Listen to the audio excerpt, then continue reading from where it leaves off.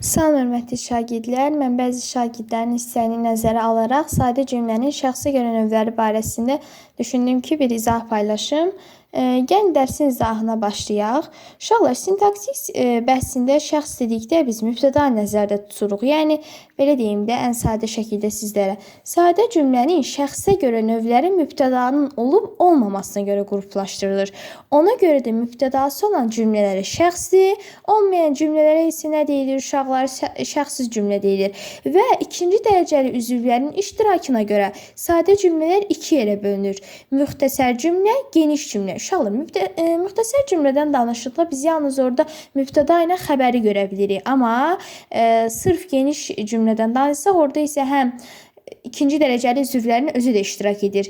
Yəni, burada hökmən bunlar iştirak edir və biz cümlələri, mən burada qeyd eləmişəm sizlər üçün, xəbər əsasında formalaşan cümlələr, bir də mübtəda əsasında formalaşan cümlələr. Demək, xəbər əsasında formalaşan cümlələrimiz uşaqlar müəyyən şəxsi, qeyri-müəyyən şəxsi, ümumi şəxsi və şəxsiz cümlə.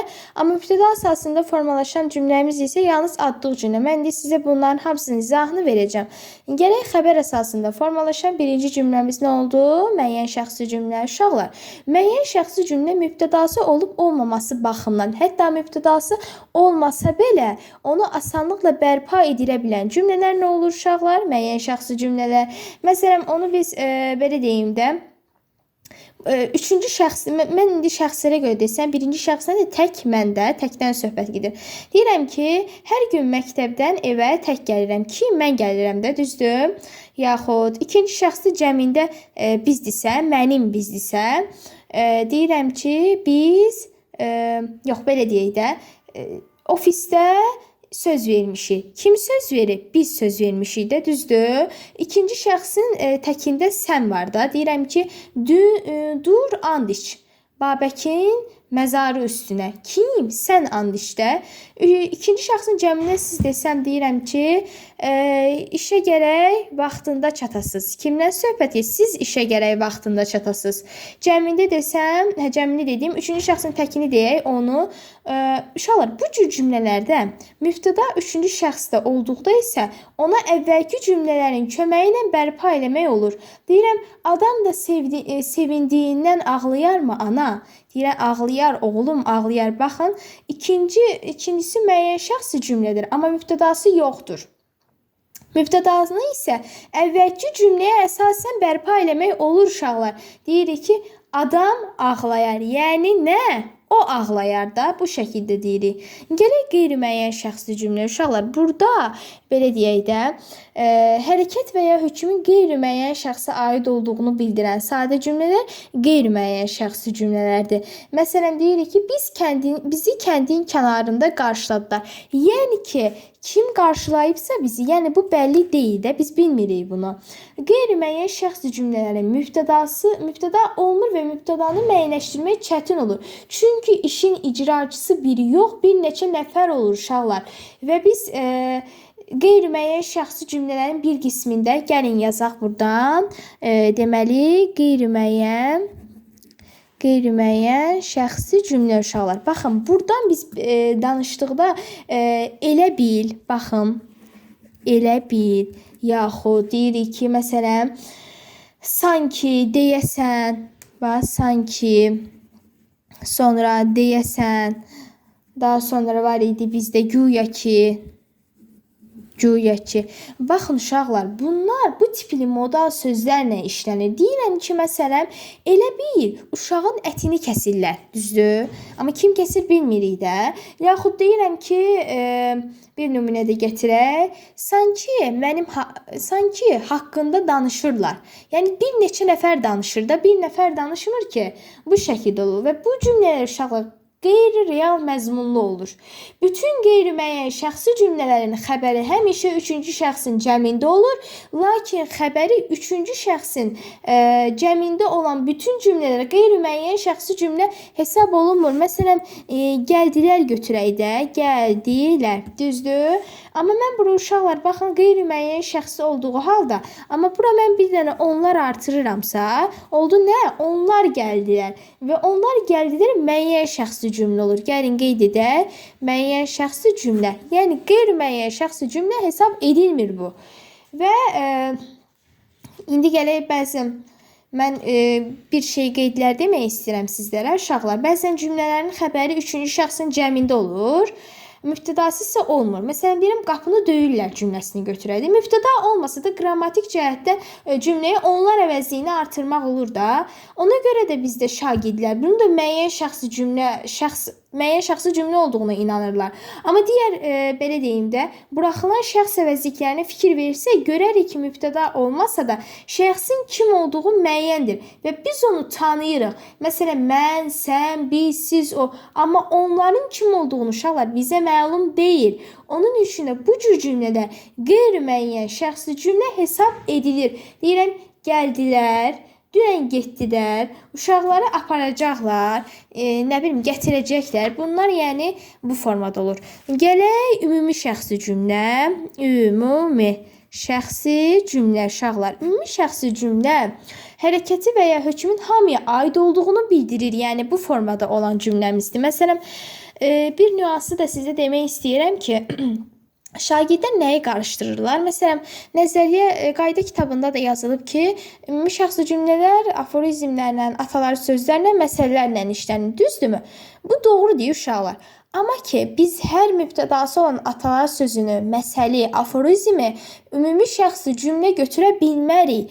Niyə görə? Çünki orada şəxsin, yəni mübtəda vardır. Mübtəda olduğu üçün biz bunu müəyyən şəxsi cümlə götürürük. Məsələn, yaralını öldürməzlər. Uşaqlar, baxın, fikri hamıya aid edir. Məsələn, başqa bir şey deyək də, işləməyənə tənbəl deyərlər, keçənə güzəş deyərlər uşaqlar. Bunlar, mən istəyirəm buradan göstərim sizə. Məsələn, deyirik ki, keçənə güzəşt deyərlər. Oldu nə? Ümumi, düzdür? Yaxud başqa bir nümunə gətirək. Deyirik ki, məsələn, işləməyənə tənbəl deyərlər. İşləməyənə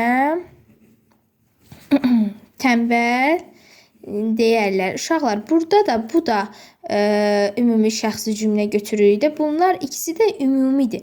Amma deyirəm ki, indi baxın, siz bura diqqət eləyin. Deyirəm, dost dar gündə tanınar. Baxın, dost dar gündə tanınar. Düzdür? Dar gündə tanınar. Baxın, burada dost nədir? Mübtədadır da. Yaxud deyirəm ki, daldan atılan daş, daldan atılan daş topuğa dəyər.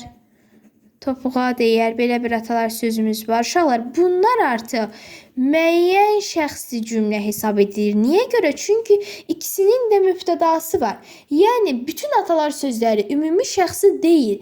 Bəzilərinin mübtədası olduğundan onlar müəyyən şəxsi cümlə hesab olunur. Elə o nümunələrdən 2-3-ünü də sizə nümunə gətirdim mən. Ümumi şəxsi cümlələrdəki fikri xəbərin tələb etdiyi şəxsə yox, ümumi hamıya aid olur. Deyirəm ki, məsələn, Azərbaycan meşələrində çoxlu sayda ilana rast gəlinir. Şahmar ilana rast gəlinir də, belə deyək. Ümumi şəxsi cümlələr geniş cümlələrdən ibarətdir. Lakin bununla bərabər müxtəsər ümumi şəxsi cümlələr də ola bilər. Deyirəm ki, məsələn, gərək kef çəkəsən. Və salam. Ümumi şəxsi cümlələrdə mübtədanın olmaması yarımçıqlılıq hesab edilmir. Ümumi şəxsi cümlələrin xəbərə əsasən ikinci şəxsin təkində və ya üçüncü şəxsin cəmində olur. Deyirəm ki, sözünün yerini bilməyənin gərək dərsini verəsən. Uşaqlar, baxın, gördünüz. Və məsələn, bir-iki dənə belə zamanədə kimə inanasan? Burada təkdir də. İndi biz burada həm ikinci şəxsin təkində, həm cəmində işlədirəm. Ümumi şəxsi cümlələrin digər cümlə növlərinin əsas fərqi budur ki, hamıya küllə şəkildə aid edilməsidir. Ümumi şəxsi cümlələrdə xəbər daha çox qeyri-qəti gələcək zamanda olur. Məsələn, deyirəm ki, ağsaqqala salam verərlər. Uşaqlar, baxın, yazaq ki, ağsaqqala salam verərlər. Salam verərlər. Baxın uşaqlar, burada nədir bu? Ağsaqqala salam verərlər. Ər nədir? Deməli, Qeyri-qəti gələcək zamandır da. Qeyri-qəti. Qəti deyil, qeyri-qəti gələcək zaman. Deməli, bu bizdə olur nə? Qeyri-qəti gələcək zamanda olan ümumi şəxsi cümləmiz. Məsələn, deyirəm ki, gəlib qocaman əmiyə salam verməzlər, sual verirəm. Bunu da bu formada işlədirəm. Biz müəyyən şəxsi, daha sonra qeyri-müəyyən şəxsi, şəxsiz cümlələrdə sadə cümlə bəhsində öyrənildiyindən bəzi şagirdlər elə düşünürlər ki, bu cür cümlələr yalnız sadə cümlə olmalıdır. Amma uşaqlar, bu elə deyil də. Niyə görə elə deyil? Belə deyim, belə yadda saxlayın ki, mürəkkəb cümlələri təşkil edən cümlələrin özləri də sadə cümlələrdir. Onun üçün də mürəkkəb cümlənin istənilən tərəfi müəyyən şəxsi də, qeyri-müəyyən şəxsi də, ümumi şəxsi də, şəxsiz də ola bilər. Deyirəm, nə əkərsən, onu da biçərsən, yaxud ona məlum idi, ürəyi ağrıyanı ovmazlar. Bu formada. Gələk şəxsiz cümləyə. Uşaqlar, ümumi və qeyri-müəyyən şəxsi cümlələrdə mübtəda artırmaq mümkün olmasa da, həmin cümlələrdə ən azı ümumi və qeyri-müəyyən şəkildə mübtədanı təsəvvür eləmək olur da, düzdür?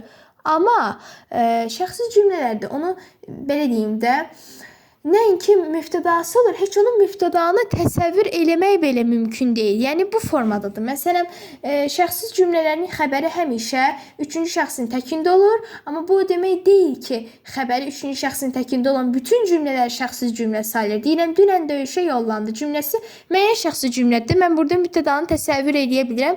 Həmçinin burada mübtəda da var. Amma deyirəm, xoşum gəlmir. Məsələyə dünən baxıldı. Uşaqlar, burada nə mübtəda var, nə də ki mübtədanı təsəvvür eləmək olur. Yəni o dərəcədə çətin bir cümlə növümüzdür.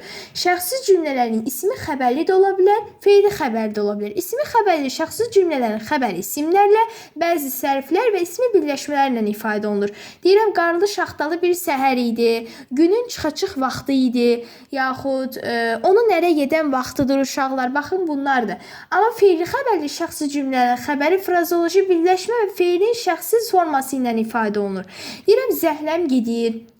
Səhər məsələyə baxılacaq.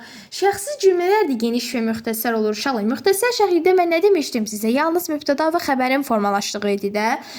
Səhər idi, mənim xoşum gəlmir, amma genişdə deyirəm, dünən gecə idi. Baxın, dünən gecə idi. Burada zərfli işlənir də, zaman zərfi, bəli. O, deməli, zərfli, yəni ikinci dərəcəli üzvlərin iştirakı ilə düzələn cümlə növümüzdür. Belə, gələk sonuncu cümlə izahımıza adlıq cümlələr. Uşaqlar, biz bayaq bütün öyrəndiklərimiz, bütün o cümlələr var idi. Mən sizə şəxsə görə bütün növlərini izah etdim və onlarda mübtədanın iştirak edib etməməsi baxımından təsnif olunur. Ancaq dilimizdə elə cümlələr var ki, xəbəri olmur. Sadəcə hər hansı bir hadisənin adı çəkilir. Yəni nə deməkdir bu? Yalnız mübtəda əsasında formalaşır. Deyirəm, ay işığı, gözəl mənzərə, gözəl məsələn, nə olsun, belə deyək, yenə həmin yer, amma belə cümlələr adlıq cümlə hesab edir.